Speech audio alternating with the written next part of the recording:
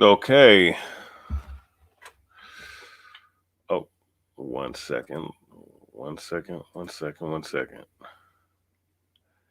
Let me do something real quick.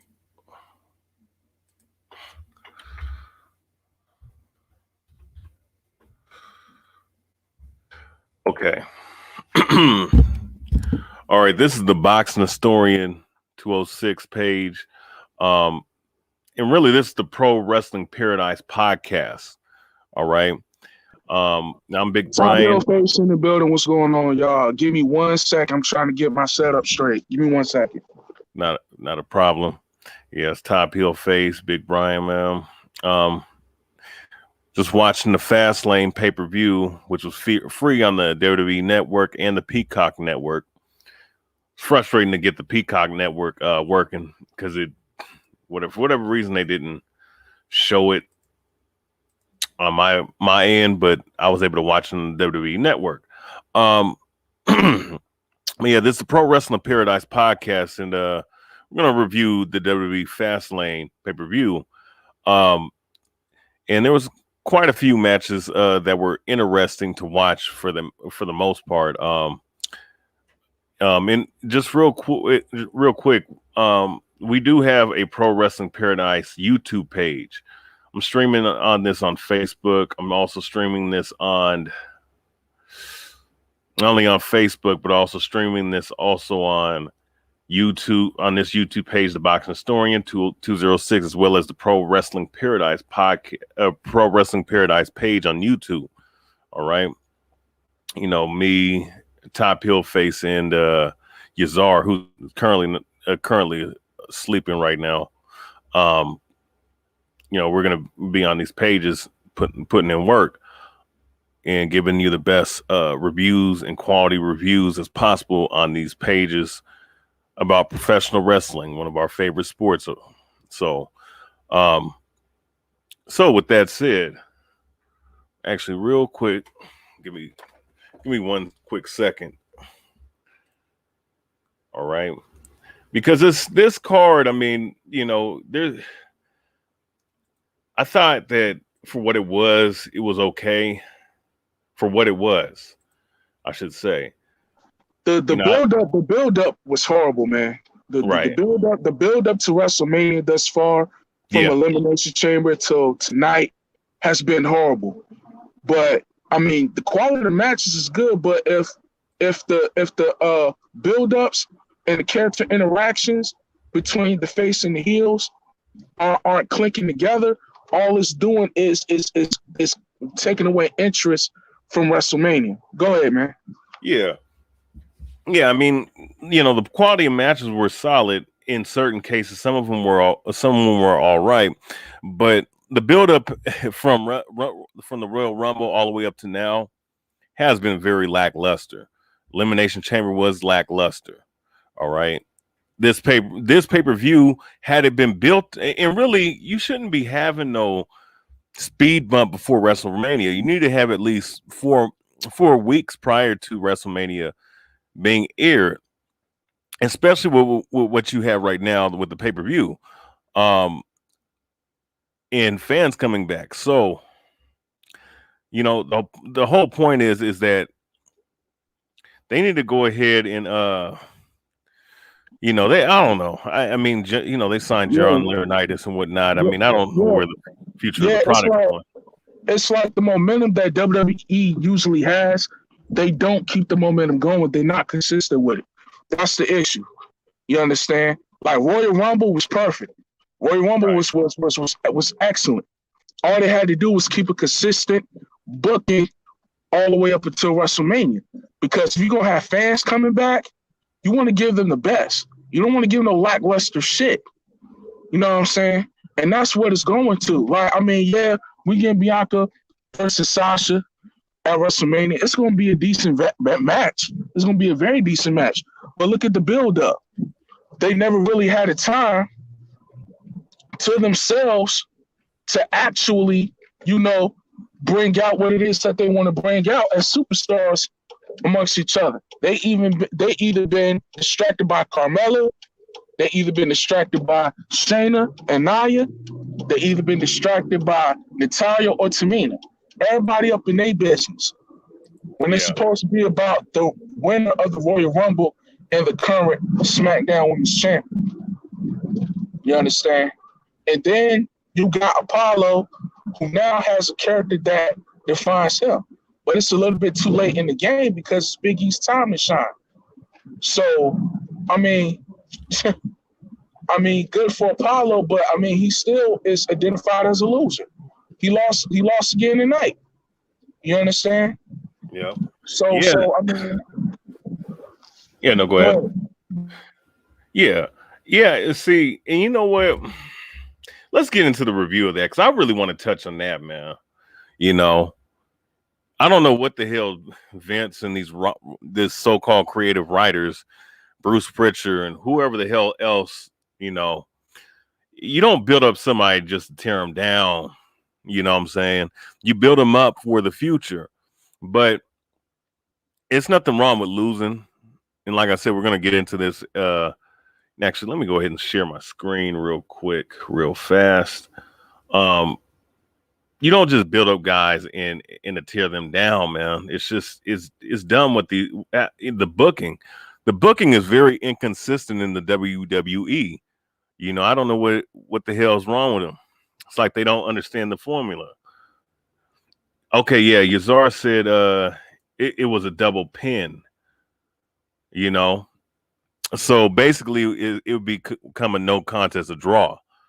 But see that was an angle they already did. So I don't know what are they trying to do? Trying to protect Apollo and protect Big E until WrestleMania? Like I don't get no fucking sense, man. I mean, you build up Apollo just for this time, just for him to tie with Big E. So I'm guessing they're gonna have a tiebreaker at WrestleMania. In which, if that's gonna be the case, Apollo needs to walk out Intercontinental Champion. Yeah. No, I agree with that, especially with his new persona. I mean, it's, you know, it breathes life to that character and whatnot, or to his character. He already has the in-ring ability. He can speak on the mic very well, even prior to this new gimmick, which is really him. You know, because he's playing out his Nigerian culture and background as a Nigerian king. You know, which is I thought that was brilliant by him and by his part. I'm pretty sure that Paul Heyman put something in his head to say, you know what, this is probably, you need to probably, you know, go back to your roots, you know, but definitely, you know what I'm saying? So yeah, let's go ahead and get into this real quick. You know, let me go ahead and share my screen real quick. Share the screen. Yeah. And Yazar said that the Fastlane should have never happened to begin with. And I think we're all in agreement. Yeah. Yeah, I mean, because what it happened. I mean, the thing is, the fact that you're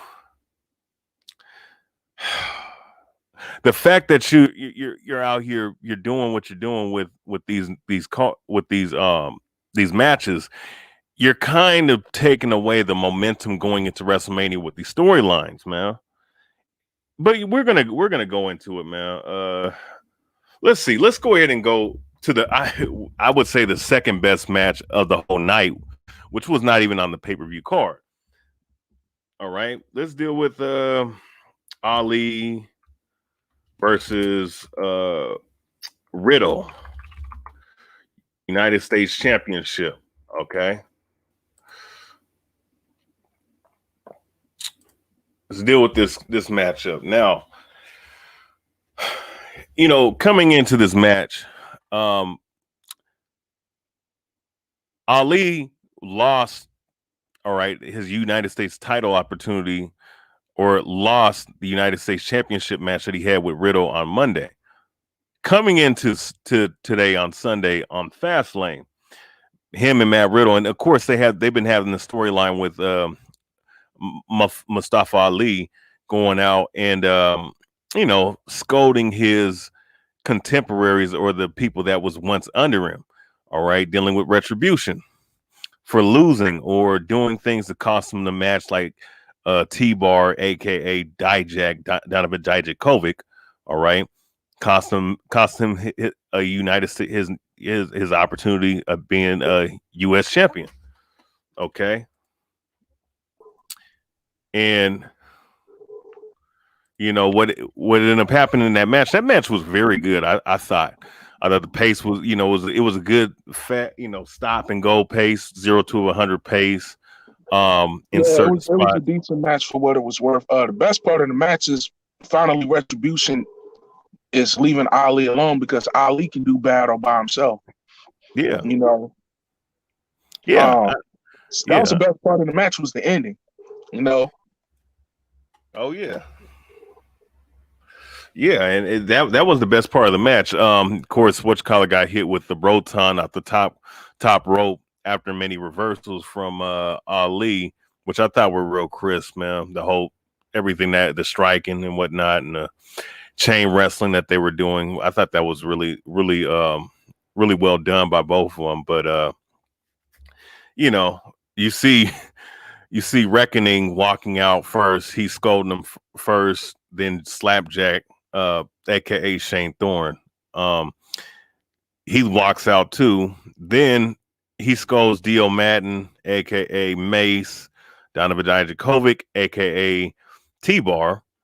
And what ended up happening was they they did the double choke bomb on him, you know. And I thought that was a good way to just move on from that storyline. I thought that thing, from what they built up from last year, it had potential, but they screwed the hell out of that whole group, that whole idea of Ali's group. And I understand why Ali's, always pissed off. All right. And it's because, like you keep messing up these individuals, man. Their ideas. That Retribution stable could have been something to put some life into the WWE or something. yep, Like a defibrillator. But yep, they dropped the ball. yep. And from this breakup that just happened on the pre-show, Retribution leaving Ali, Mia really needs to get into the women's division. That Raw women's division is poorly lacking at this current juncture. So Yes, it is.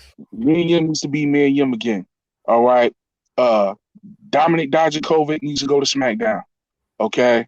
Yeah. Dio Madden needs to go to SmackDown. Slapjack. The rest of them could go to SmackDown. Mia can stay on Raw. That's what needs to happen. You know what I'm saying? Because they need to be individually built back up to where they once were. You know what I'm saying? Like this Retribution shit really.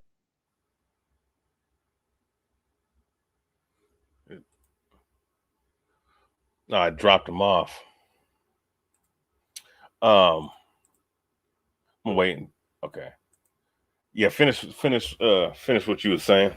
Yeah, this Retribution didn't really killed the momentum. Slovakia for the connection. It's the storm down here, so please bear with me. We ain't gonna be long tonight. But go ahead, man. I'm going back on mute. Yeah. Yeah, we're not gonna be too long. We're just gonna go through this thing bit by bit, chronologically. But yeah, man, it's it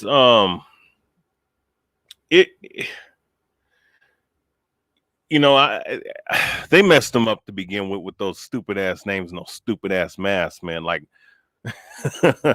it's hard not to laugh when, but I do feel sorry for them, especially the top tier talent like Mia Yim and Donovan Dijakovic, because like you thought, damn, okay, they're gonna be on Raw, they're gonna add more depth to they're gonna add more depth, man, to the match, or not to the did I say the match. They're gonna add more depth to the Raw roster, and they have barely used Mia Yim.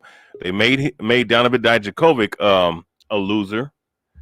It's just what was the booking has been really shitty and really inconsistent. Real quick, let me pull up something. Let me just pull this up. So let's go ahead and transition into Bianca Belair, Sasha Banks versus Nia Jax and Shayna Baszler. All right. And this is what the third time that they competed in a tag team match. let's see. Let me bring back Top Heel Face real quick. Yeah, this so this match, I would say, I hate to say it, because I thought the quality of the matches were really good this pay-per-view, although the storytelling and whatnot, storylines and whatnot outside of the Roman Reigns and the Ali Retribution thing, I thought the other storylines were, I would say, either poorly or just rushed too fast. I would say this match is the second lowest on the card in terms of the wrestling. I love Bianca Belair. I think she got, she's doing well. I would say this is probably her least best performance since she's been on the roster. I see Yazar said he enjoyed the chemistry with those four. I mean, look, for me, I feel like, the match, I wouldn't say lackluster. I thought it was more underwhelming. But what irritates me, and I know Yazar would agree with this, and Top Heel Face was speaking on this earlier while we were chatting it up, that they're really screwing up Sasha Banks and Bianca Belair, all right, through this Reginald garbage, or it's somebody that's always getting in the way of their storyline. Now, if you wanted to have them compete with Nia Jackson and Shayna Baszler for the women's tag team championship, I got you. I understand that. Build them up as opponents before they fight each other, whether they put the tag team titles on them or not. Now, I thought it'd been a nice angle just to see how it would happen going into WrestleMania, them being tag team champions, but then competing for the SmackDown Women's Championship. I thought that would be a good angle, but regardless, still make it make sense and make the storyline look good enough. I think this gives closure, of course, but the match quality, I would grade it as a C for me personally. I think that, I would say, but one thing I will say towards the end, I thought that what was good, I thought the good thing about it, I thought the good thing about the sorry, I'm distracted. I'm about to bring what you call it on through the phone because it's very windy down in the VA. I thought it was a good build up for them to break up, because what happened in the match, so I think Bianca Belair had the match won. Then you had Sasha Banks. She almost had the match won, but there was interference. And of course, there was there's a split between them. And what I saw was Sasha Banks being the heel and slapping the hell out of Belair, and Belair taking the high road. You know what I'm saying? And I think I thought that was a good way to end that segment and in that match and that storyline, so they can focus with each other. So now we know that Sasha's going to be the heel and Belair is going to be the face. Right. And yeah, the ending, I think it could have been done better, but it's already pretty much solidifying Sasha Banks as a heel again, which she's very good at. Mm-hmm. And Sasha Banks being that baby face as it should be. You know what I'm saying? Sasha Banks is the new girl. She's or Belair. Bianca Belair. Yeah. She's still got her training wheels on. You understand? So she's getting a taste of what it feels like to be at the top in the company. You know what I'm saying? So it's definitely gonna be a very good match at WrestleMania. Y'all can't see my emoticon on the stream, y'all. AEW fucking my internet. No, let me stop. It's the storm out here. So yeah. He got me on the phone, but go ahead, bro. Yeah. Yeah, that's gonna be the match to watch. Definitely. I think, is that gonna be the main event before we move on? Is that gonna be the main event for the most likely, because the build up between Lashley and McIntyre, it just ain't it. So you think that's going to be on the first night? I'm thinking Bianca and Sasha might end up being the main event for either night 1 or night 2. I want to say night 2. Man, damn, but it's just they killed the momentum. You know what I'm saying? Like they should have let them jaw jack each other before this breakup. They should allow them to jaw jack each other, man, before all this happened. That's what brings in the pay-per-view and the seats. I mean, they got 3 weeks to clean up whatever shit of it is left. I'll say that. They got 3 weeks. Okay. Well, you know what I'm saying? Yeah, they do. I mean, 3 weeks to clean this shit up. You know what I'm saying? Of course, there's going to be a contract signing for the title. So we already know fists may fly at that juncture at the contract signing. Normally, usually does. So, yeah. Yeah. Okay. So yeah. So transitioning to the next match, the next title match that happened. Let me just type in the names, just for illustrative purposes, or visual purposes for that matter. We'll get more creative as time goes on. Big E versus Apollo Crews tonight at Fastlane. All right. Oh. Oh man. No, I'm looking at a report that said Big E versus Apollo Crews botch ruins Intercontinental title match. So, oh wow, really? If that was a botch, because what it was a double roll up, and both shoulders were on the canvas. So the referee. So they're saying that pin wasn't supposed to happen. Well, that's what the WrestlingEdge.com says. It says Big E versus Apollo Crews botch ruins WWE Fastlane match. Okay, if that was a botch, 9 times out of 10, Apollo was supposed to win that. I bet you. Yeah. Yep. That's a bad look, though. Oh man. Still a bad look. Yeah, wow. Yeah, because I'm looking at CBS report. It says that they're reporting Big E defeats Apollo Crews. Or was this? Oh no, this. Yeah. They said that Big E pinned him, but no. But no, that wasn't that. No, that was a double pin. Whatever the case is, I feel like they're gonna get a redo at WrestleMania anyway. So, might as well. I mean, I will say this though: Apollo Crews at least beat the dog shit out of Big E in that match. Yeah. That's what Heels is supposed to do. Heels is supposed to try to gain the upper hand on their opponents before the big ones. Yeah. And Apollo, to my opinion, has been successful in that for the most part. Yeah. I mean, one thing I was impressed though. I mean, the Olympic slam on the 310-pound Big E, man, in the belly to belly suplex is like Apollo's one of the top 5 best athletes in the whole company. Yes, sir. That dude, speed, athleticism, explosiveness, leaping ability. That guy's a progeny, man. And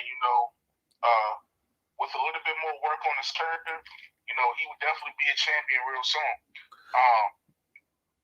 I'm just glad that Big E's taking a more serious role. Yeah. It's about damn time, because I was thinking, what is it going to take for him to get serious? Is it going to take him an injury? Is it going to take him being out for months on end because of an injury?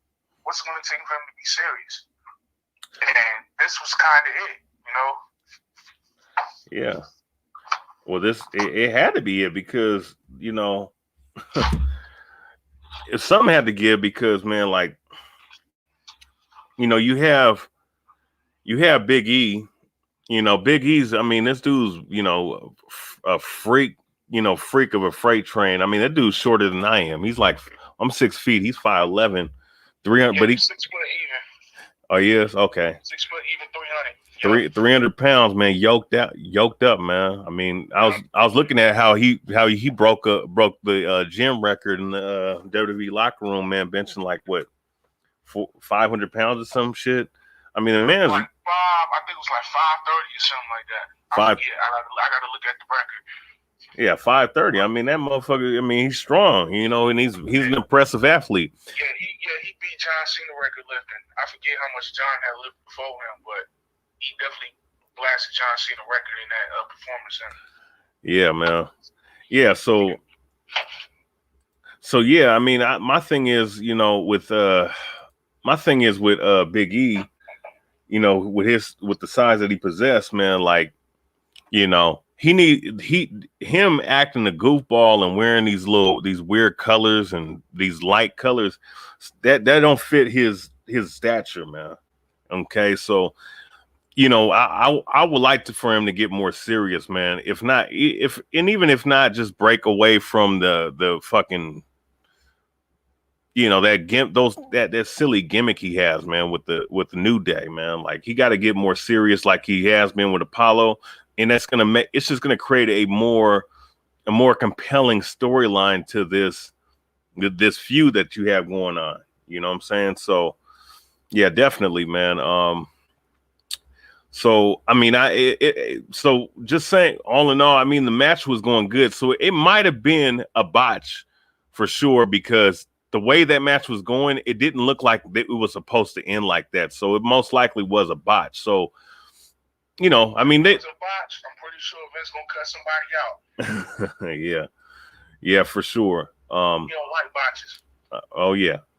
No, so and it was awkward with the way they finished, as you could tell it wasn't planned. So it's most likely truth. But yeah, looking forward to it on WrestleMania, and hopefully Apollo Crews wins that Intercontinental Championship at WrestleMania. So moving on, what was the other thing going on? Oh yeah, backstage, Shane supposedly injured his knee. Hey, yo, real talk, man. I'm tired of Shane, man. Like, no bullshit. Like, Shane has a tag to him in WWE that not too many people do have. Maybe Rey Mysterio. Shane is known as the Giant Killer. Yeah. You notice that every big match he's in, he's always fighting somebody that's like 3-4 times the size. Well, yeah, Kane, Big Show, Undertaker. I mean, I guess now Braun Strowman. I mean, I'll give it to him, though. I mean, even though he's the heel in this in this situation. All right, as we transition over to what happened, Shane McMahon. It's funny though, he's calling big Braun Strowman's dumb ass stupid. That shit. I ain't gonna lie, that shit is hilarious. It's funny. Because I mean, Braun Strowman is stupid in real life, man. Let's just be honest. I mean, the dude. You don't know what to say out of his mouth. Yeah, like you don't know what to do. Yeah, he's a big oaf. I mean, it's not. And look, I mean, Big Show was a big dude, but Big Show was freaking coordinated, witty, and funny, and had character, man. All right. Same with Kane. All right, Undertaker, we know that man has a shitload of charisma. I mean, I'm just going through all the big men. Even Kevin Nash had charisma. Okay, this guy, this dude is if his real name is Braun, I mean, Kevin Nash actually true real heel heat. Yeah. I mean, Braun. I mean, his name Braun says everything about his ass. No, all brawns, no brains, man. Right. Exactly. We're not seeing this between Shane and Braun Strowman, because I know they're gonna fight at WrestleMania, which is just a waste of a time slot. They could have done this tonight, but Shane got a kayfabe injury. Yeah. What I've seen is this: Shane is trying to save this man's career because he like him, or he really trying to bury his ass. It's either or. Man, you know what, man? I'm thinking that they're trying to bury this motherfucker, man, because how do you get this dude? I mean, Shane McMahon is 52 years old, man. Or he's what is he, 49? Let me look at this. Let me look at his age.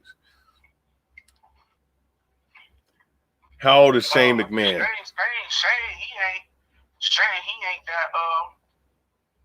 that much in age behind Booker T. So he's probably in his early 50s. Man, he's 51, man. He's 51, yeah. Booker T 53. So Yeah. Oh damn, him and Triple H the same age, 51. Mm-hmm.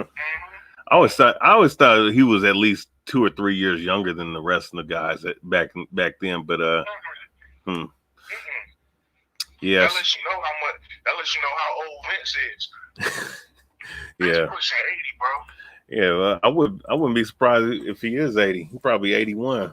Shit. Vince is like 78, 79, somewhere around there. I mean, look, it's like this Shane's old ass man. Like, I mean, for him to sidestep Brian and Brian hits him, stumble, him crack him over the head with a damn camera, and then pour goo on him.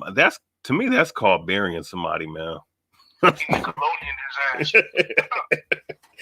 Shit, man, I ain't seen goo since all that, and Nick at Night and shit. Kenny, yeah. You know what I'm saying? Like I said, this match coming up at WrestleMania can either hurt or save Braun Strowman. When I beat by save, Shane is gonna allow Braun Strowman to fuck him up. Man, I ain't gonna lie. That shit would be funny, man, seeing that old ass dude get ragdoll. But it'd be funny too to see Braun Strowman's clumsy ass knock himself out in the ring, man. And Shane win. I don't think Shane gonna lie down to Strowman. I think Vince gonna have a call in that. Because Strowman is very clumsy and he can easily injure people. He has before in the past. He's injured Roman Reigns. He's injured John Cena. He's injured, yeah. He's injured a lot of people, and the fact that he still have a job is amazing. Well, I remember that one. I remember watching that match with him, Kane, and Brock Lesnar. This fool throws a clear knee shot to Brock Lesnar when he's on the ground. And Brock just gets up and hits him with a right hand to the body and a right. Oh, yeah. I was expecting him to go to commercial break because they was going to fight for real. That's why I was hoping that was going to happen. Shit, man. And Brock was like, man, you could tell on his voice, tell on the TV, slow the fuck down. Yeah. like that. Oh no, I mean, Braun, we're talking about this while he wrestled Elias. I mean, that match was not even worth talking about. You know what I'm saying? He ragdolled Elias and, he pinned him, but he was supposed to be. It's enhancement talent. You know what I'm saying? So anybody can beat up on Elias. You would think that him having Jackson Riker by his side, it would enhance his character some and have the muscle behind him. But that goes to show you that Jackson Riker ain't no better off than where he was when he was with Forgotten Sons. And at one point, I thought Forgotten Sons was going somewhere. You know what I'm saying? But they couldn't keep their ass off the fucking Twitter. So, I don't know, man. But, yeah, Yazar said Braun is a piece of shit backstage. That's why he's still there. Yeah, definitely. Yeah. Vince does want them type of characters back there. You do want them type of characters backstage. Yeah, he wants idiot. He wants yes men and idiots backstage. Mm-hmm. But yeah, let's move on, man. That's the it's whatever. It's whatever with that match. Let's see what else was on the card. Let's see. We want to get into the good matches. Excuse me. Was any of the tag team titles on the line tonight? Nope, not any of them. Okay, so they're gonna be saved for WrestleMania. Yeah, okay. Most likely. I would have, what I would have, as I'm pulling this up, what I would have liked to see? I would like to see Bobby Lashley squash Jeff Hardy, man, or somebody, Come on, man. Leave Jeff alone. Stole him out, man. He suffered enough? Yeah, you're right, man. I'm not gonna lie. But I think the next match we're gonna get into is Sheamus versus Drew McIntyre. I think this was you know what? There was a match before that. It was Seth Rollins and Shinsuke Nakamura. Let's touch on that real quick. Yeah, let's. Let me say this about Seth Rollins. Seth Rollins has really, decreased in value character-wise. I don't know what it is. Like, I remember at a time it was cool for Seth Rollins to be a heel. Now it's just annoying and it's outplayed. Like, he tried the Messiah gimmick, he went nowhere. Now he's trying this wannabe orator, dictator, Adolf Hitler type deal with the one black glove on the right hand and shit. Like, come on, man. You're not Mr. Han from Enter the Dragon. Cut it out. Yeah, what the fuck is going on with that? Yeah, like, and telling people to embrace the vision. I'm like, you haven't told anybody what the vision was, but you want somebody to embrace something. Like, I mean, it's time to turn Seth Rollins back babyface again, because shit. This wannabe leader, like, I'm telling you, man. I'm telling you, he's trying to. Go ahead. I'm telling you, he's. Oh no, I just want to say, I'm telling you, man. He's trying to be like CM Punk, man. You know, the last 2 years. Well, that's who trained him in Ring of Honor. Oddly enough, CM Punk was his teacher at one point. Oh yeah, Rollins was in Ring of Honor back in the day, huh? Yeah, he was under the name Tyler Black. Okay. Yeah. Of course, he's trying to act like CM Punk. Of course. Like, I mean, why you think Seth Rollins was trying to pick a fight with Punk when he first came back on WWE backstage? True. Because he got tired of everybody pointing him out as the knockoff CM Punk. They was calling him that in the early days of the Shield. But here's the thing. CM Punk was the driving force of helping to put Shield together. One of the driving forces. You know what I'm saying? Right. I mean, he asked for Chris Hero, but he didn't make the cut. You know what I'm saying?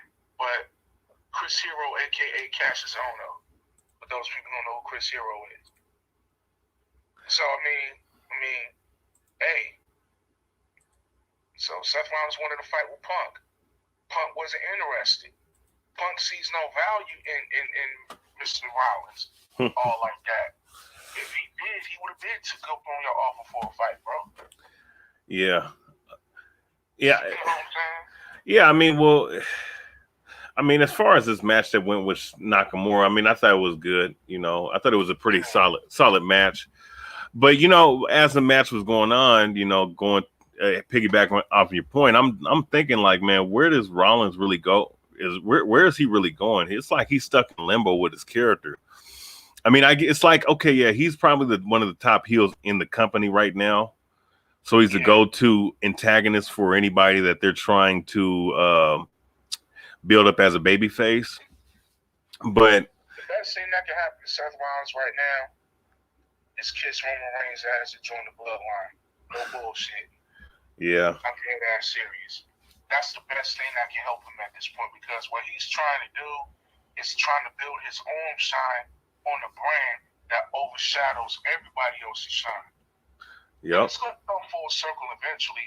I know people tired of seeing Roman Reigns versus Seth Rollins, but it's going to come full circle eventually. Eventually. We're going to get that fight again. I mean, they're both on the same brand, you know. Eventually, Roman Reigns going to be running out of opponents, especially if he retains, you know, at WrestleMania. If that happens, then who else is going to step up to face him? Seth Rollins is a good worker in the ring. Yeah, he's good. He's good in the ring.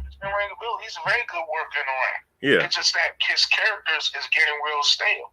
His charisma is all but minuscule right now on Smackdown. You know what I'm saying? Yeah, it's one-dimensional. This feud with Cesaro, honestly, is not helping Cesaro at all. Cesaro just keep whooping his ass week after week. So they might as well go ahead and put Cesaro either in line for the Intercontinental Championship or moving right up to the main event, which he should have been the main event years ago. Yeah, that's exactly what I would do. Shinsuke Nakamura's already a main event. Yeah. You know what I'm saying? But no, he has no problem. Like, he just oozes charisma. Even as a heel, oozes charisma. You know what I'm saying? So, Shinsuke versus Seth Rollins. I did take a peek at that match while we was talking about those Sasha and Bianca thing.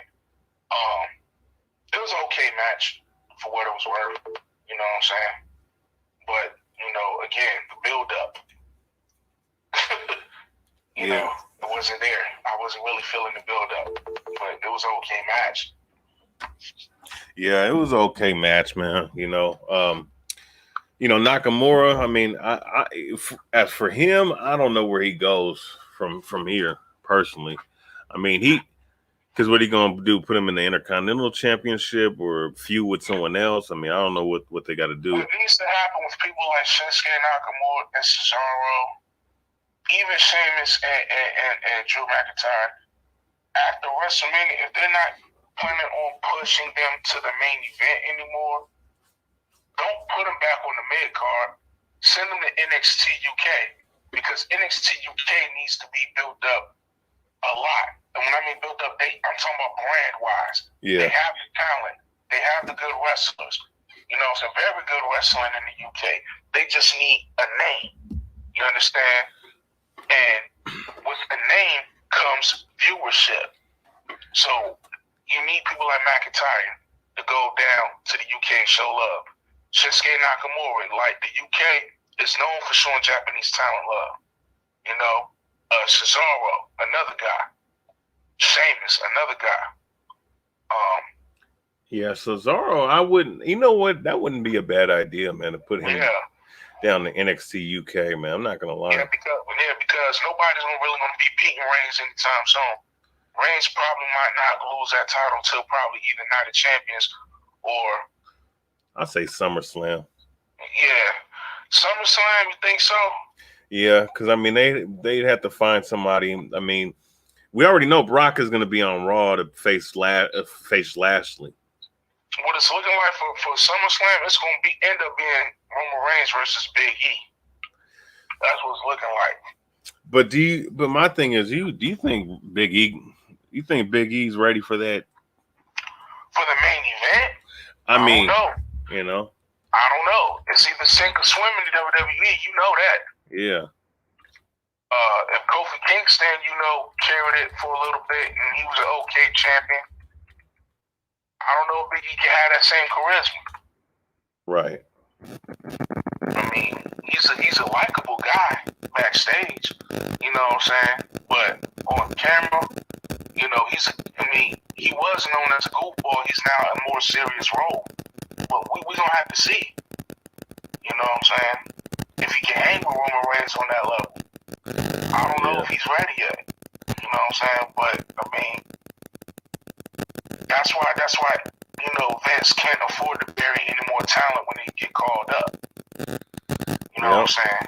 He can't afford to. Like, if you're gonna call up somebody, let's say you call up Karrion Kross.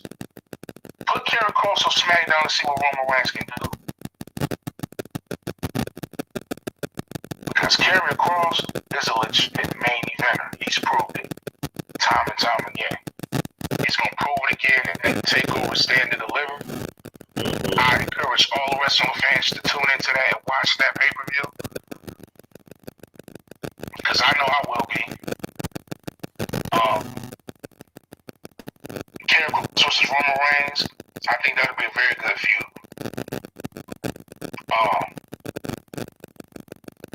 Also NXT right now.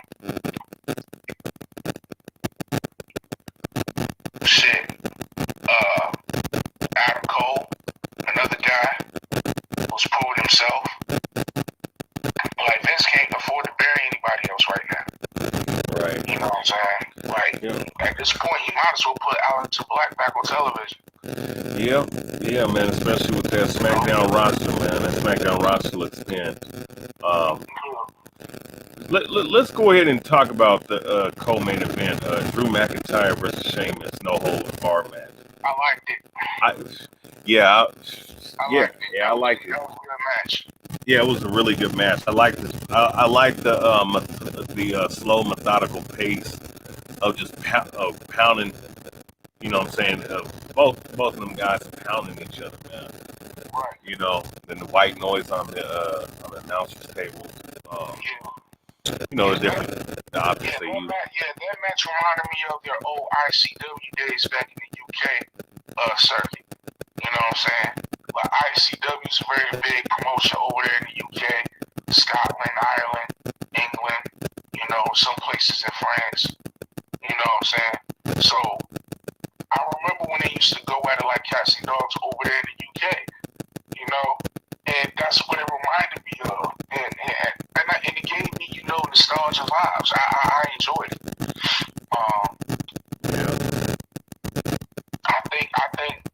that type of match that they had, that should have been reserved for like a title match. You know what I'm saying?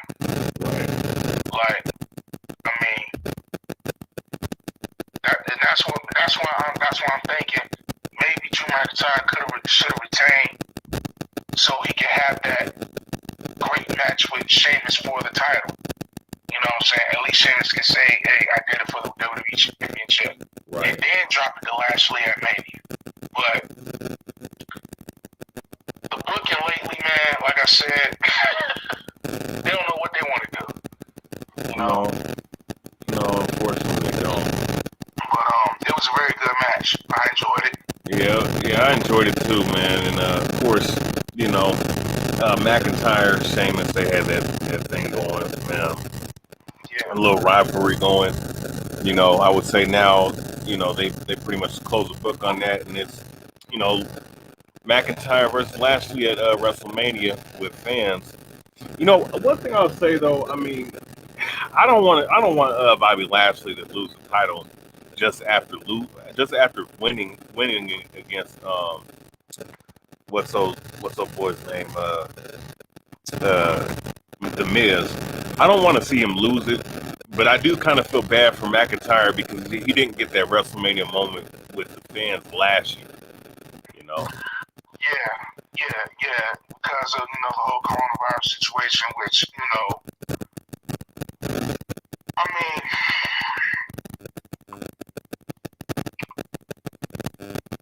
I don't believe that this will be the last time Drew McIntyre becomes WWE champion. No. I mean, Sheamus himself is already a 4-time world champion.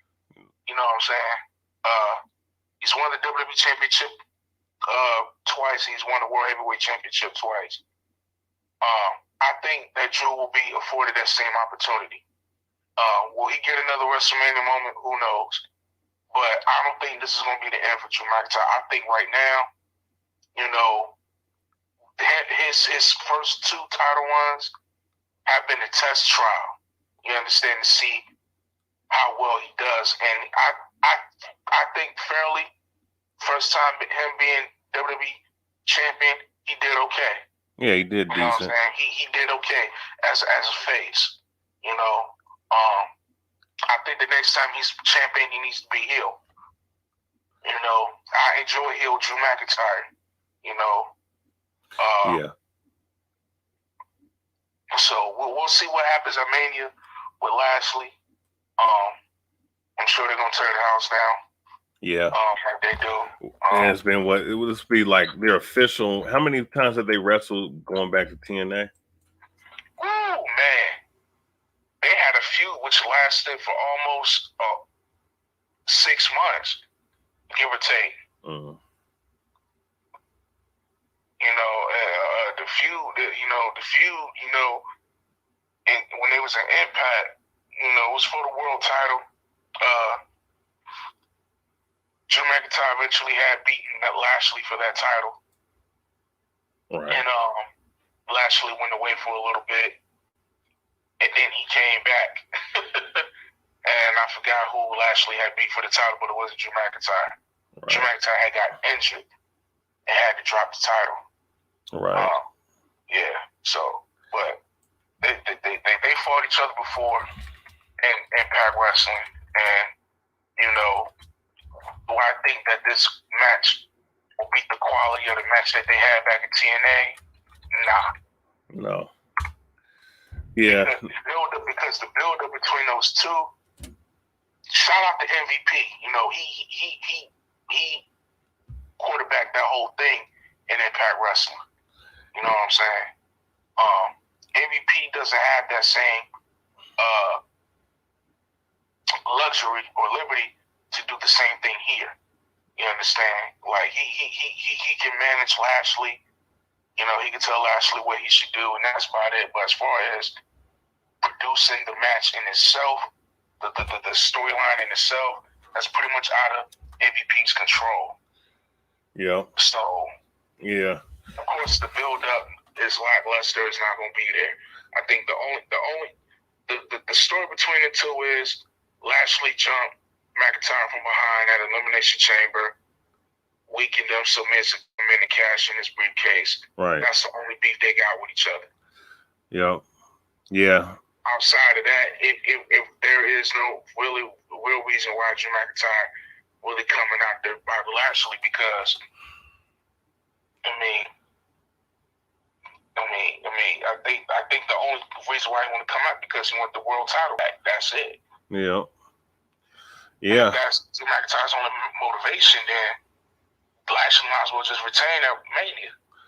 Yeah, and that's where I think that it needs to go. You know what I'm saying? That's where I think it needs to go. And I would say have Lashley keep the title till SummerSlam, man. They made him dominant. Keep him dominant until you can get the best match possible, which hopefully is the Brock Lesnar match. Working on the comeback. Lesnar is working on the comeback now. Yeah. So yeah. Okay. So we gotta see where that goes. And let's deal with the main event. Roman Reigns versus Daniel Bryan at Fastlane for the WWE Universal Championship. Oh man, I gotta go with Yazar on this one. This match should have been at Mania. Yeah. It could have been saved at Mania. They could have easily made it a triple threat match. Edge versus Daniel Bryan versus Roman Reigns. I would have enjoyed that. I would have enjoyed that a lot. Because here's a way you can keep Roman Reigns strong and not have to bury him. Because you could just have Daniel Bryan pin Edge or have Edge pin Daniel Bryan, and Roman Reigns is not even a factor. That way, for SummerSlam, he gets to fight whoever is champion. You understand what I'm saying? Right. So say if Daniel Bryan finally gets his dream main event WrestleMania, went back to win the Universal Championship. That was set for Roman Reigns versus Daniel Bryan later on down the line, later that year. I think that Edge being involved in this is a very awkward position, and it takes away from what Daniel Bryan was trying to do. You understand? Daniel Bryan already said that this is his last year wrestling. After that, he's going back to retirement. You understand? Whether he becomes a part-time talent or whatever, who knows? But he was really shooting for to try to make it to this WrestleMania in the main event. So basically, for Daniel Bryan, it was either WrestleMania or bust. You know what I'm saying? Yeah, man. I think that Daniel Bryan and Roman Reigns, I thought they did real well tonight, and I agree. I agree with both you and Yazar. I the way they performed tonight, man, with the back and forth, man, that should have been at WrestleMania because that match was well worked, man. And I'm gonna say this about Roman Reigns, man. He's came a long way, man, to building his character. I mean, you know, all he had to do was really be himself. At this current juncture, he really doesn't need Paul Heyman to speak for him. He's doing well on his own. Or I've been thinking the same thing. He don't even need it. I think what really helped him is not being scripted. You know what I'm saying? And I think that's what really had helped The Rock in his career, not giving him a script. You know what I'm saying? Just give him a subject to talk about and let him just improv on that. You know what I'm saying? Like Vince or whoever's the manager on that brand, tell him, hey, yo, go out there and cut a promo. Robert, okay, what you want me to talk about? All right, talk about you losing your title at SummerSlam. Triple H. Okay, and that'll be the subject he'll talk about. He'll just go with it. Right. You know what I'm saying? So, Roman Reigns has really matured character-wise. I'm looking forward to him to add more moves to his moveset. You know, he got a submission move now, a triangle chokehold, guillotine chokehold, excuse me. Yeah. I like it. You know what I'm saying? He added something to his repertoire, man. And he added something, he had something, that's more than a spear and a Superman punch. He added a submission move. That's good. Now the question is Roman Reigns has ran through Daniel Bryan. What does Daniel Bryan do next? Does he continue to put over talent, or does he just walk away back into obscurity?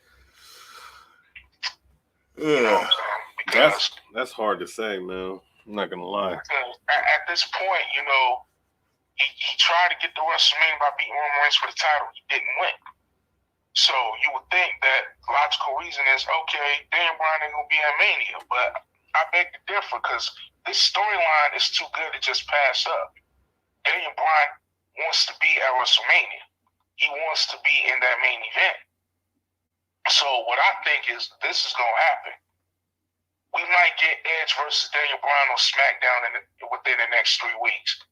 And if Daniel Bryan beats Edge, he gets a spot at WrestleMania, make you get a triple threat. Yeah, I wouldn't be bad. So that's what needs to happen. You know what I'm saying? And I think it elevate all 3 parties. I mean, Edge don't need to be elevated; he's a Hall of Famer. But it'll elevate Daniel Bryan, and it'll definitely elevate Roman Reigns. Yeah. Who I say walks out with the championship, honestly speaking, I think it should be Daniel Bryan. This is his last one. Roman Reigns can run that title back anytime he wants this year. I agree. Because as long as he's not the one being pinned at WrestleMania, he's still clean. Like, he could walk around with his head held high, like, yeah, I lost my title, but nobody beat me for it. I'm still the head of the table. I'm still the tribal chief. And you will acknowledge me. So what this does is give Roman Reigns even more heel heat and give him even more of a vicious streak and make him even more ruthless. Yeah. You understand what I'm saying? Mm-hmm. That's what needs to happen. Yeah, I agree. I agree on that, man. And it's more of just giving you more leeway and more options, man. And that's, and that's why, man, that's the reason why they need to go ahead and Vince need to sit his old ass down, let. He needs to retire, yeah. He needs to retire. Sit his old ass down, let Triple H, a combination of Triple H, Stephanie, and it's gonna be a group effort. That's what Stephanie said in the article. I think it was in ESPN News. They said that when Vince decides to step down, hopefully it's very soon, at least within the next 2 years. They said it's going to be a group effort between Stephanie, Hunter, Shane, and certain people that's on the creative team and production team. Yeah. So the people who are producers and creative right now is Bruce Pritchard, Edge, Daniel Bryan, and soon to be working as a producer down the line, Sasha Banks. So the company's in good hands. You know what I'm saying? When Vince is gone. AJ Styles says he wants to be a scout for talent. That's excellent. Excellent position.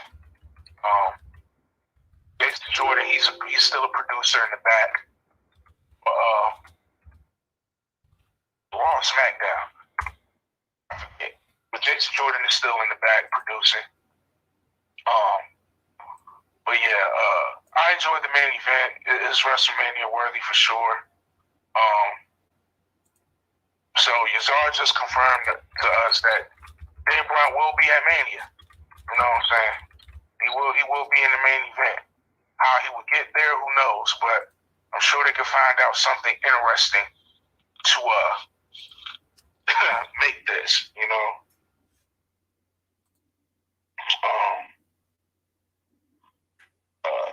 That was it for Fastlane? Yeah, that's pretty much it, man. All right, so some wrestling news headlines. All right. Will Ospreay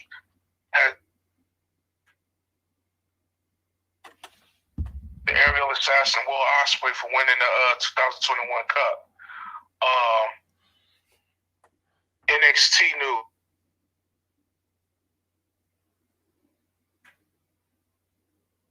Looks like that they may have to drop the NXT tag. It sucks. It sucks. Oh, you're lagging, you're lagging.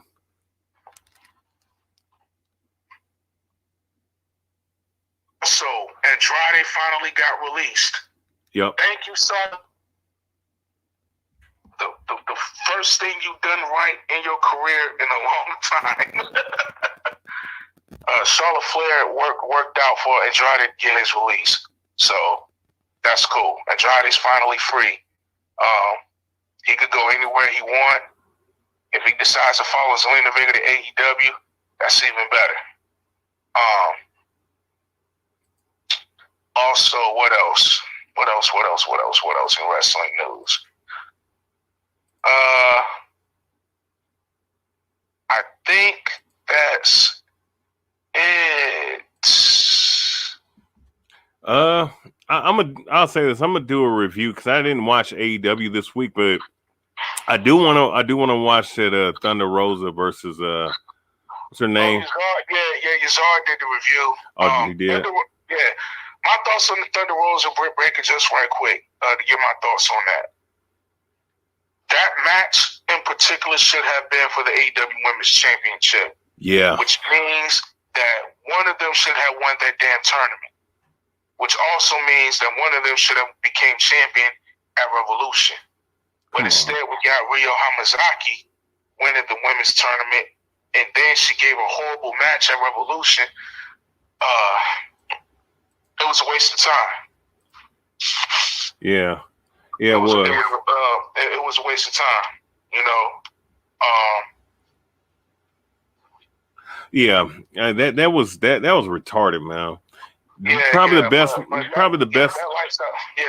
out match it was brutal, but it was really one of the best matches AEW had in a while. And I dare to say that match was better than the goddamn exploding. Man, come on. Come on, we already know it was better than that shit, man. Like come on. At least Britt Baker got some color, you know what I'm saying? Or Thunder Rosa got some color in the ring. Come on, man. Jim Cornette hated the match. He don't like hardcore matches. Well, you know what? But you know what? He didn't say nothing negative about the actual match. He was talking about some other stuff that was a part of the match. He didn't say nothing negative about the actual match. I felt like that match was a little bit too late in the game, and it should have been for the title. Yeah, man, they dropped the ball, man. Britt Baker is AEW homegrown talent like MJF. So the fact that she's not champion, she was the first women's talent signed to AEW. So the fact that she's not champion right now is a travesty. Yeah. Just like Thunder Rosa not being signed to AEW, and Billy Corgan is petty for that. Like, Billy Corgan is trying to resurrect what's left of NWA, but he's not even drawing a dime to NWA right now. You know what I'm saying? They just came back with a little pay-per-view they had this past Saturday or something like that. It was all right, but I mean, the energy wasn't there. I mean, how long are you going to keep things shut down and keep people on contracts that you know you can't be able to live up to? Allow Tony Khan or Cody Rhodes to buy out some of them contracts so they could buffer their roster, because they roster, a lot of people on the AEW roster are green on the mic, green on the camera, and green in the ring. Yeah. It's just green as hell all the way around. A green period, man. So, I mean, especially you saw that shit that happened with Luchasaurus and that dude Baroni, is that what his name is? That should never happen on that shit don't even happen in fucking indie cards, man. That shouldn't even fucking happen. Here's the thing, they supposed to be partnering in wrestling. What's so hard about using some of Impact's talent to buffer AEW? You know what I'm saying? I mean, look who's on Impact. You got not Thunder Rosa, excuse me. You got Rosemary. You got Deonna Purrazzo, which AEW already dropped the ball with one time already. Oh yeah, man. I like Deonna Purrazzo. You know what I'm saying? You got Su Yung. We talking about the women now. You got Su Yung over there. Okay.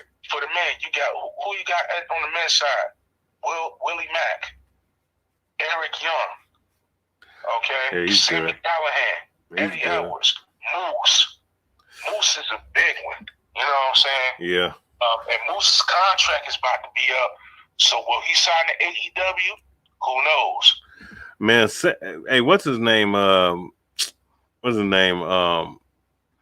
Callahan, man. They could use Callahan, that. Yeah. They could use him in AEW, man. Callahan versus Moxley. Oh, you think that shit ain't gonna be bloody, nigga? That's gonna be the bloodiest death match of the century. They could use him. Fighting each other, man. Who you telling? But here's the thing, though. Here's the thing.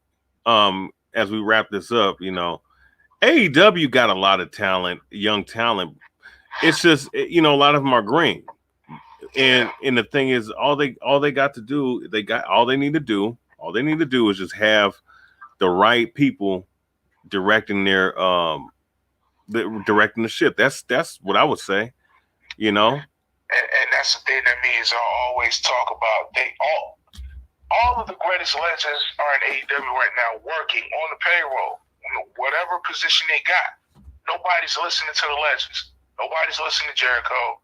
Nobody's listening to JR. Nobody's listening to Tony Schiavone. Nobody's listening to Taz except his team.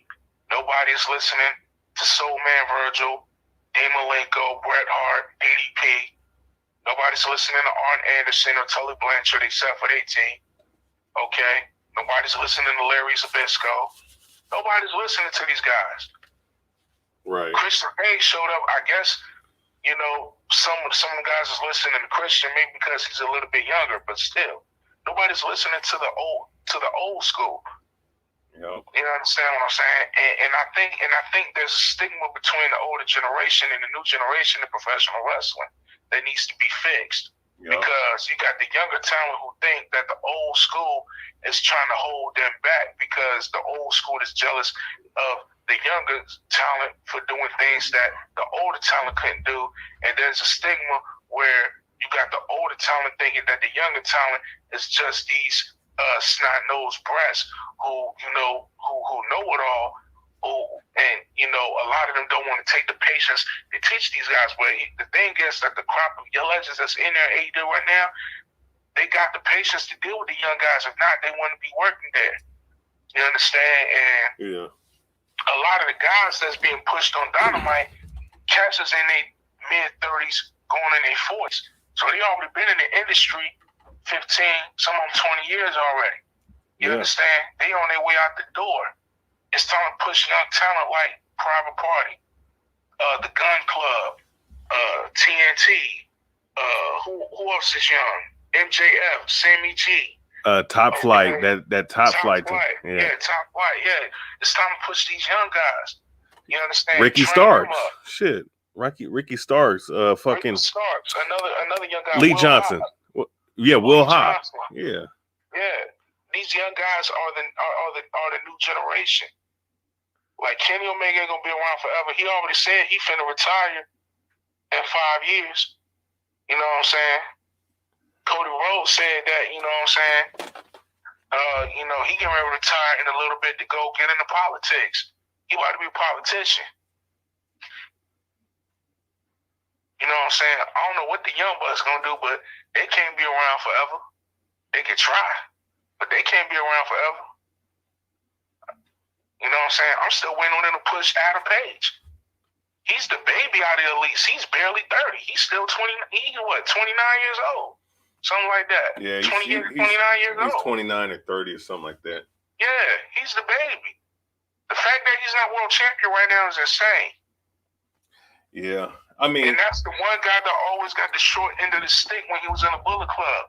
Just look at they run in Ring of Honor. Kenny Omega, Adam Cole, and everybody else was world champion except him. He had to settle for the television championship, or he had to settle for the IWGP Intercontinental Championship. He was always a mid-carder. But here was the thing, though. He was a big fish in a little pond on the mid-card. Like, couldn't nobody hold a candle to him. So the question that Jim Cornette, just like everybody else had when they were still in Ring of Honor and New Japan Pros, why y'all not putting Hangman Page? Jim Cornette, just like everybody else had. Instead, y'all want him to be the leader of the damn Dark Order. Come on now. Come on, man. Yeah. Cut it out. Yeah. Yeah, man. And, you know, AEW, man, they need some direction, man. They just need some direction when, you know, otherwise they're not going to exist no more, man. So. And I'm going to say it to the fans, too, because I know, you know, I'm the top heel face. I say what the fuck I want. You know what I'm saying? And I'm saying this with all sincerity and confidence. And I want somebody to prove me wrong. Kenny Omega is scared of Adam Page. Prove me wrong. He's scared of Adam Page's popularity and what he can do in the ring. Prove me wrong. Yep. Because if Kenny Omega is scared of Adam Page will be his next opponent, no questions asked. They friends, right? So if they friends, why don't you do a friend a favor? Why don't you put your friend over for once?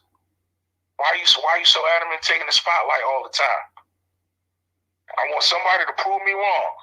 Kenny Omega is afraid of Adam Page. Yeah. So yeah, man. You know, but with all that being said, you know, it's been. You know, we've probably been on a little longer, but you know, it goes like that. You know, talking about professional wrestling. Yeah. You know, and sorry for my technical difficulties, man. I get it back, and I get it back together next time. Yeah. But yeah, that was the Pro Wrestling Paradise podcast review of WWE Fastlane pay-per-view. You know, please tune into our Facebook page. You know, it's in the description box. Top Heel Face Facebook. You'll see it in the description box. Also, go ahead and subscribe to the Pro Wrestling Paradise podcast YouTube page. Yes. Please like, share, subscribe, hit that notification bell so you get all the updates of what's going on. Also, subscribe to Big Brian's page, man. The Boxing Story 206 page, man. You know, show him some love because he talk about everything from professional wrestling to boxing to MMA, all combat sports, whatever your poison, whatever you like, man. He talk about it on his page, man. So show him some love, man. And yeah, show pro wrestling some love, man. We know that we know there's casuals and there's hardcore fans that love watching professional wrestling. Take hints from me. I used to be a hardcore fan. I stopped watching for 6 years. Yazar and Top Heel Face, you know, they kept talking about it every time we all in the chat, you know, and I was like, you know, let me turn pro wrestling back on back in what was it, late 2019, like October 2019. right. And I was like, I got hooked back up, even though this is probably the worst era of professional wrestling. It's, you know, it's gonna tickle your fancy when you was a fan back in the day. So, right, you know. And also, if you haven't checked it out already, I just uploaded a video earlier of Yazar. He went live earlier talking about AEW's roster and how it should be managed. So catch part one of that. He's splitting it up into parts. And part one, he dealt with the main eventers. So please check out his AEW roster breakdown. Part one, he will be coming with a part two very, very soon. So stay tuned for that, man, because he's gonna show the wrestling fans how you book talent. Because obviously Tony Khan don't know what he's doing. Speaking of Tony Khan, did you see Dark Elevation when he flipped out on Kenny Omega? He tried to cut a promo. Did you see that, man? No, I didn't see it. Oh my God, it was horrible. It was like nails on a fucking chalkboard, man. I'm like, so now Tony Khan, he's going from being a businessman to now trying to be an on television personality type manager now. Is it? Yeah, it was horrible. It was horrible. Hey, real quick, let me respond. This is somebody named Zion Lion. I'm wondering if that was I'm wondering if this is what you call it. I wonder if this is Amaziah. Okay. Nah, because he was asking. I would like to join the panel. I want to talk about AEW, but I'm just trying to confirm who it is. But you know, you can come on next week. I mean, we're about to shut this down. Yeah. We're gonna have an open panel next week. Anybody that want to come on, we definitely gonna put the link in the chat. Because next week we're gonna talk about man, we got a lot to talk about. We got to talk about because while as far as doing the roster breakdown for AEW, I got to do a thorough. I did a breakdown roster of WWE.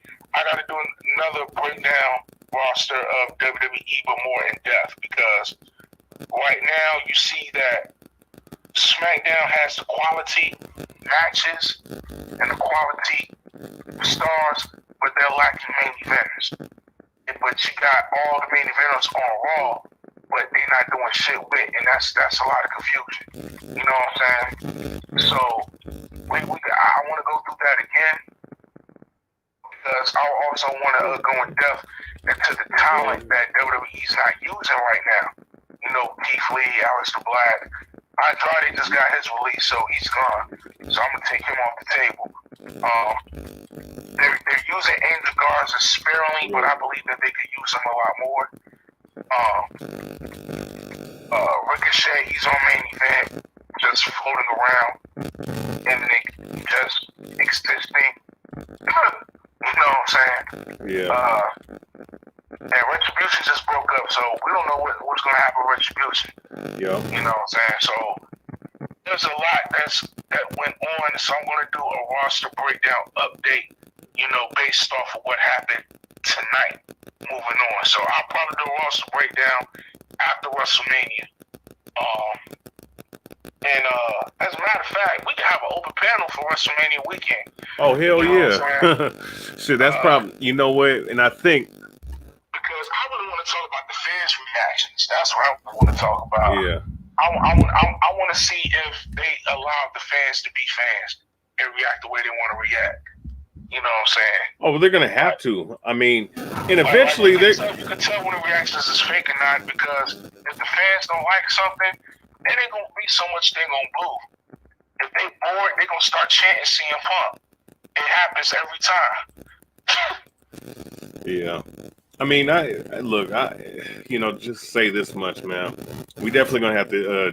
We're gonna have to, you know, plan on that too when the WrestleMania comes up, because then we could get a lot of traffic, especially if, you know, we plan it right. So we'll have an open panel next week for anybody that wants to come on, you know, because I know that there's guys that I talked to. Yeah, like a D Style or even G Funk, or it's some of these other guys that's on YouTube that want to talk about you know, pro wrestling. So everything can be open. While I'm still talking about this, because I've been getting a lot of flack for saying this, so I'm going to reinforce my position. For everybody that's mad at New Day for taking the tag titles off of the Hurt Business,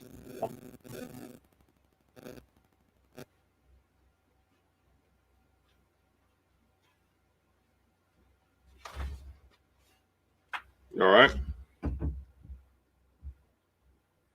1 second.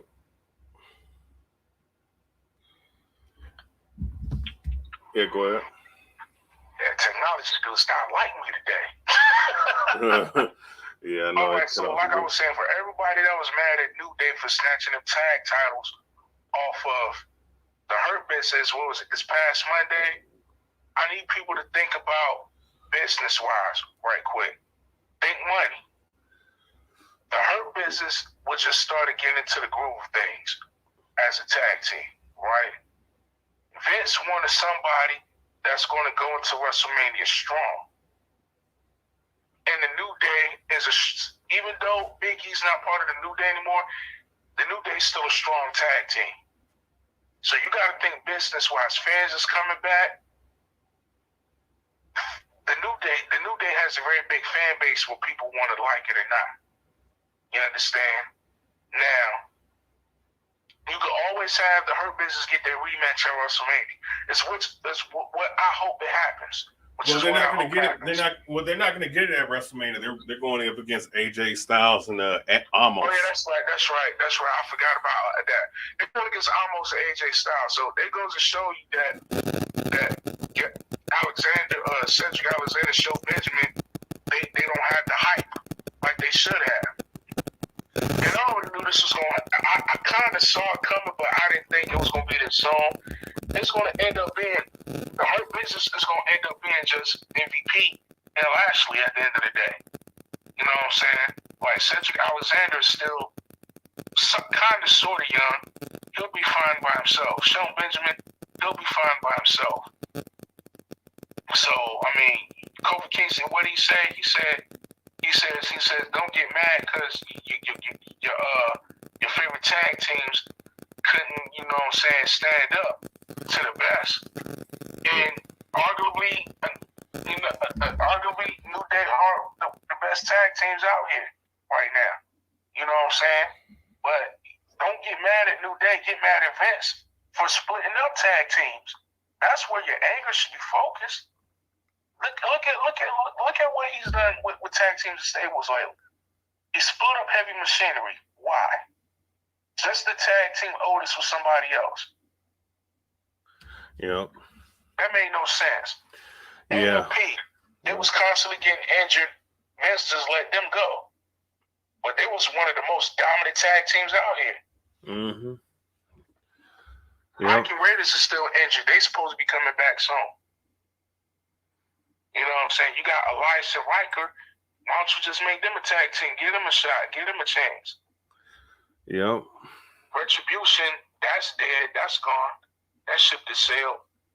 So Vince has plenty of talent that he can put together and make shit fit and all that, but, you know, he doesn't do it. Right. So you can't get mad at the New Day because Vince don't have anybody built up. But the Hurt Business was kind of sort of built up for the main event, and it was snatched away from them untimely. It happens. Yep. So I just want to put that out there, like, New Day, you know, they're going to tear the house down at WrestleMania like they always do. AJ Styles is a good athlete. No matter whether it's a singles match, tag team match, whatever. They're going to do their thing. Mm-hmm. And trust me, that match is going to make more money than New Day versus the Hurt Business. I'm sorry. I like the Hurt Business. But Cedric Alexander is really not a household name all like that. Shelton Benjamin is, but Cedric Alexander ain't. Yep. In WWE, when people look at Cedric Alexander, they automatically think of Team Angle. Not Cedric Alexander, excuse me, Shelton Benjamin. When people look at Shelton Benjamin, they automatically think of Team Angle. They think of Charlie Haas. They think of Shelton Benjamin. They think of World's Greatest Tag Team. That's who they think of. Yep. Yeah. Charlie Haas still around wrestling. He's in the Indies.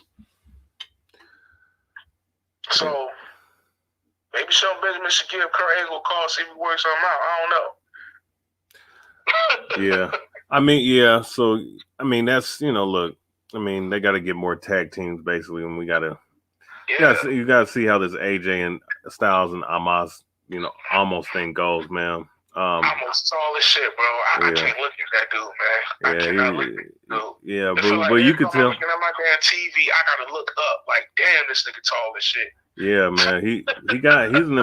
But he's athletic though. I mean, he has that basketball background, so you know I like to see. So I think they probably did a good job of having him be an AJ Styles bodyguard, and we'll see what he does at WrestleMania. Man, it's gonna be his first match on TV, not just NXT on TV. So I'm interested just to see how he does and see how that little tandem goes. I think they should walk out with the belts, if anything else. But yeah, man. You know, it's been about an hour, almost 30 minutes. We're probably gonna cut it right here. Any final thoughts, Top Heel Face? Oh Final thoughts. Thank you, Charlotte, for being a real one and getting your man's released. That was cool. Thank you, Vince, for splitting up Retribution. You finally released Ali from his chains. And we got 3 weeks left till WrestleMania. Let's try to make something tangible for the fans to enjoy. Please. Yeah. That's all. Yeah, man. Make WrestleMania the biggest event you possibly can, and book the shit right, man. That's all I got to say, man. So with that said, it's been a real one. We will be covering WrestleMania, and hopefully we're gonna be doing this more often on Sundays. We all got different. I'm on the West Coast. There, Yazar and Top Heel Face is on the East Coast, but we can always work something out. So, with that said, though, this is Big Brian. Top Heel Face, over and out. Yep. We'll see you. We'll see you in the future, and we definitely will see you WrestleMania night. So with that said, peace out. We're out.